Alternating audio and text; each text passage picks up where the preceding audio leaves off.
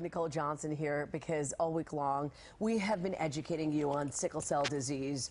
Right now, over 70,000 Americans are suffering from sickle cell. There is currently no cure, and it is one of the costliest diseases to treat with the least amount of funding from the states. Yeah, we brought you this story not only to raise awareness, but also because one of our PIX11 family members has been suffering with this disease all of his life. PIX11's Nicole Johnson's son, Parker, is only 10 years old, and he joins us now with more of his courageous fight with sickle cell. Good morning, Parker. Good morning. Parker, did you just see yourself on TV? Yes, yes, you just had that moment.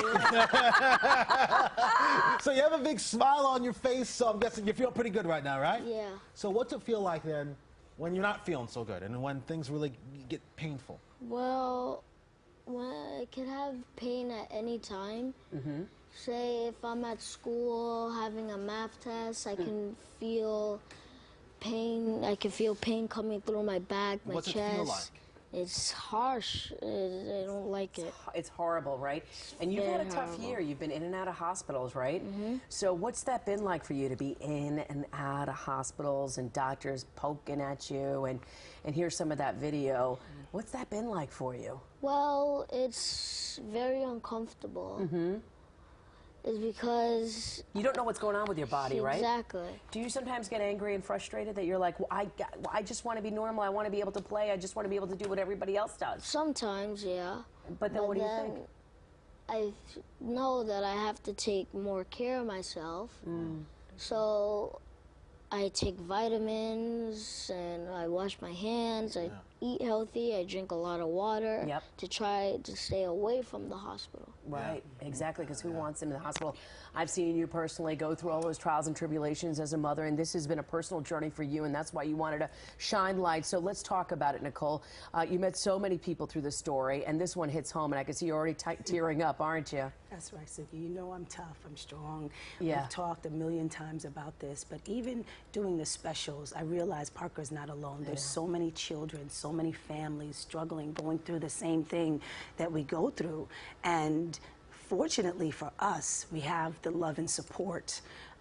Recently, we were at Montefiore Medical Center, and I just took a tour around the hospital and saw children by themselves because their parents have to go to work or school, or there are other children at home, and they couldn't stay with the child who's suffering from sickle cell.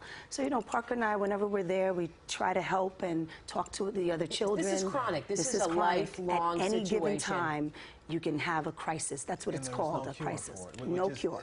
You know, and you talk, Parker, about taking care of yourself and vitamins. I mean, that's only part of it, Corey. Part of the disease is just overall health. So any child, any person suffering from sickle cell, they must take good care of themselves. Dieting, water, exercise. Then the second part of the illness, the chronic pain. That can happen at any time. I'm on a live shot. I'm here at work. I get a call from the school. Parker's having a pain crisis. There's no way to get around that. And then the third part, what causes the pain is that the cells are getting blocked about the body because they take on that sickled shape. So when the cells are blocked about the body, you'll have pain in your back, your legs, etc. And then when that happens, you lose oxygen to the other part of your body. And so there's risk of damage to other organ organs. failure and even stroke. And we even talked yesterday about the idea of getting those cells moving through the body because they get stuck. I mean, why haven't they figured something out yet, Nicole? It doesn't make any sense to me. I think I need to switch careers and become a doctor.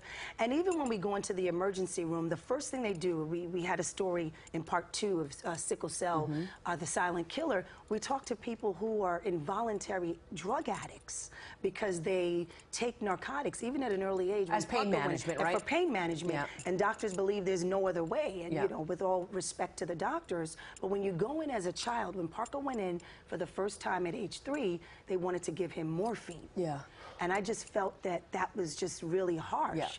So think about a child, 8 years old, they're in the hospital, they get morphine, Percocet, oxycodone to manage the pain, and then you do that every week, every month. Yeah, and there's ramifications for all of that, and we see people that fall into that cycle, and that's the cycle that you want to break. Listen, let's talk about what's going on, the resources that are out there, because I think that's important, because so many people have already tweeted us, Facebooked us, and say, you know what, we have family members that are suffering from it. So there are organizations that are on the forefront. So tell us about that. Well, you know, we talked about this, and thank you for helping me getting involved with some of these organizations. There's an organization in Queens.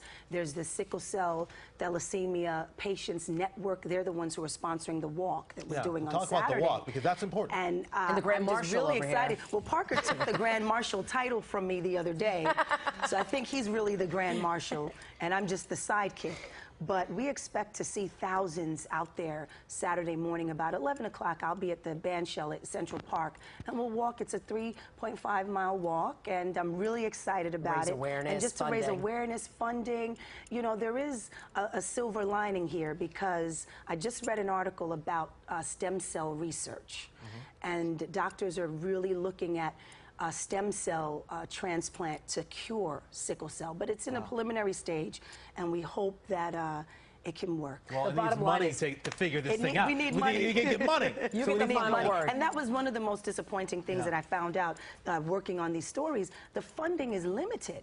We have 10% of the sickle cell population here in New York, and the state only allots $250,000 a year. Money's a fight all the time, but that's why you need to come out for the walk. Nicole, thank you so much. Parker, I like to see that smile on your face. There you go. You look and great. Parker has some people he would like to thank. I would like to thank my teacher, Miss Jessica. Aw. I would like to thank the whole entire Ella Baker School for supporting me. Aw. I'd like to thank my family, and I'd also like to thank my mom's co-workers. I'd like to thank my papa for taking care of me, and I'd like to thank Uncle Chuck, Miss Amy.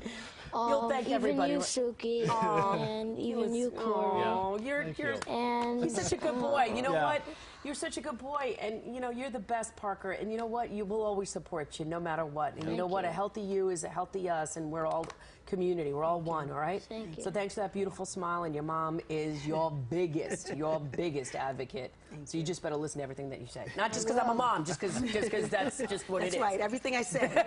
Eat vegetables, Parker. All right. Just see